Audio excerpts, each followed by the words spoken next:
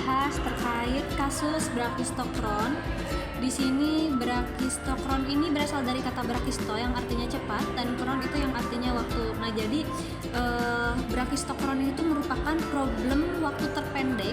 Nah, kita bisa lihat di sini terdapat gambar suatu lintasan yang dimana titik A dengan titik B ini tuh didesain agar titik A dengan titik B ini tuh menemukan titik tempuh yang minimum tapi dengan jarak yang sama. Nah, dapat diketahui di sini terdapat P1 yang merupakan kecepatannya itu ada 0, maka P2-nya itu dapat dicari menggunakan rumus percepatan gravitasi dan juga jarak.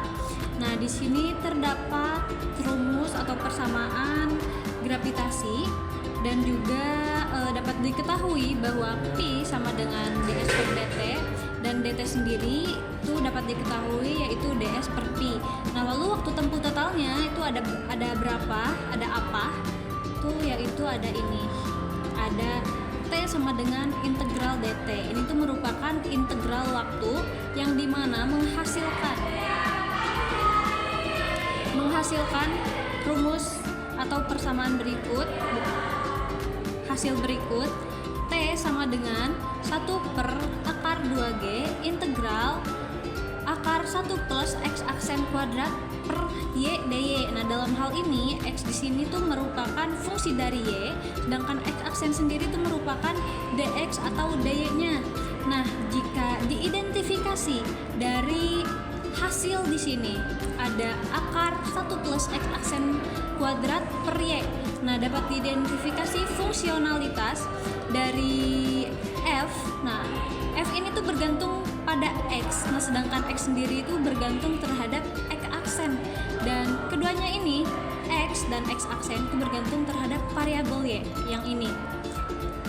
Nah, karena di sini pada hasil berikut itu tidak muncul X secara eksplisit atau secara langsung,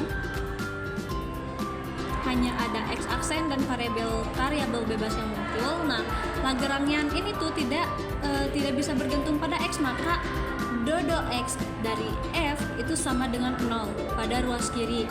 Nah, karena pada ruas kiri sudah dihasilkan nilai 0, akibatnya pada ruas kanan pun itu diharuskan bernilai 0 juga. Agar apa? Agar persamaan Lagrangian ini itu tetap bisa berlaku. Nah, lalu selain alasannya karena ruas kiri 0, lalu mengapa ruas kanan itu harus 0? Nah, nilai dodo X aksen dari F ini tuh adalah konstan. Nah, Lagrangian ini juga sama. Ini tuh tidak bergantung terhadap X. Maka dodo X aksen sama dengan F itu sama dengan 0. Nah, selain itu, jika suatu fungsi itu bernilai konstan, maka turunan totalnya terhadap Y adalah 0. Nah, kita bisa lihat dari fungsi di sini. X aksen per akar Y dikali 1 plus X aksen kuadrat. Nah, ini tuh tidak berubah terhadap Y, yang artinya fungsi tersebut itu tetap konstan sepanjang lintasan. Nah, jadi dapat kita simpulkan bahwa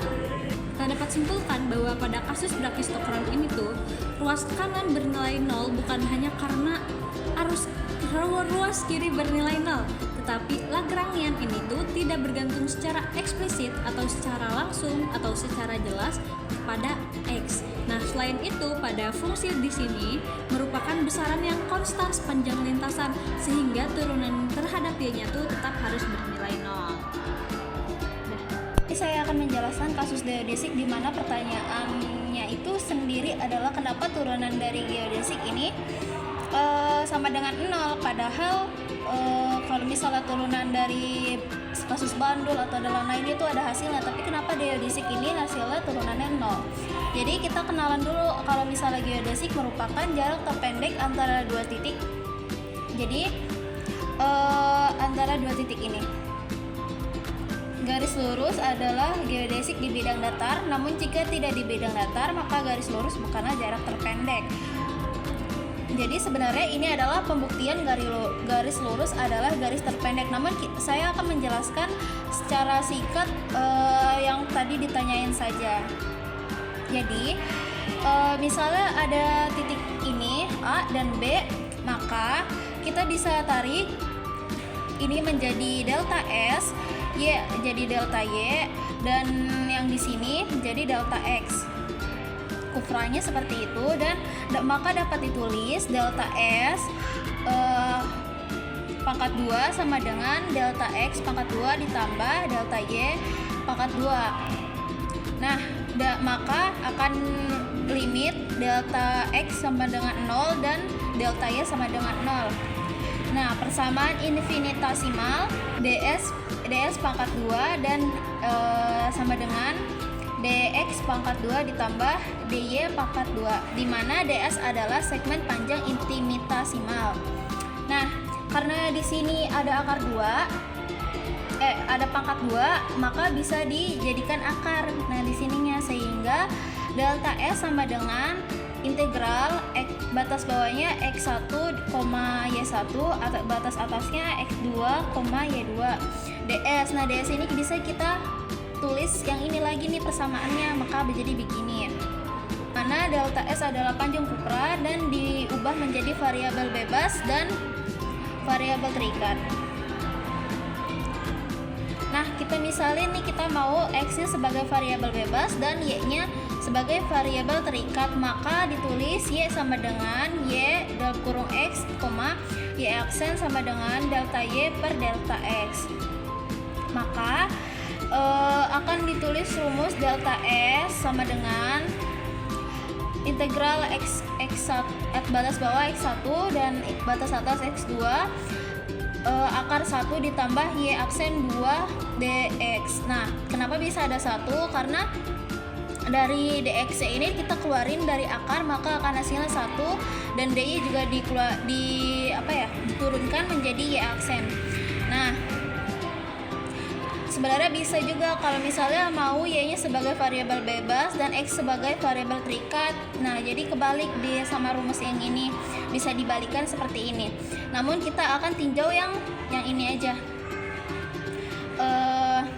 Sebagai panjang jarak atau segmen, maka meminimalisir jarak delta S dengan rumus F sama dengan akar 1 ditambah Y aksen 2 dari persamaan Euler.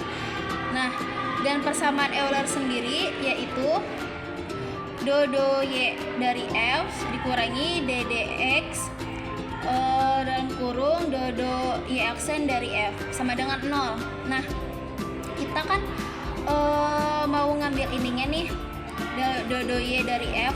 Nah, F ini kita masukin dari sini ya, jadi sama dengan 0. Nah, kenapa sama dengan 0? Nah, persamaan Eulernya sendiri adalah sama dengan 0. Nah, kalau misalnya udah sama dengan 0, ya udah, kalau misalnya di sini juga jadi sama dengan 0.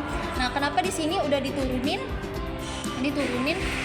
dan dimasukin persamaan yang tadi, yang F tadi, kenapa masih 0? Karena ya tadi persamaannya 0, persamaan Euler sendiri adalah 0. Persamaan ini tidak bergantung pada Y, akhirnya ini disebut dengan konstanta, dan sesuatu yang sama dengan 0 jika diturunkan hasilnya akan tetap 0. Karena itu menjawab pertanyaan yang di awal tadi. Sekian dari kami. Wassalamualaikum warahmatullahi wabarakatuh.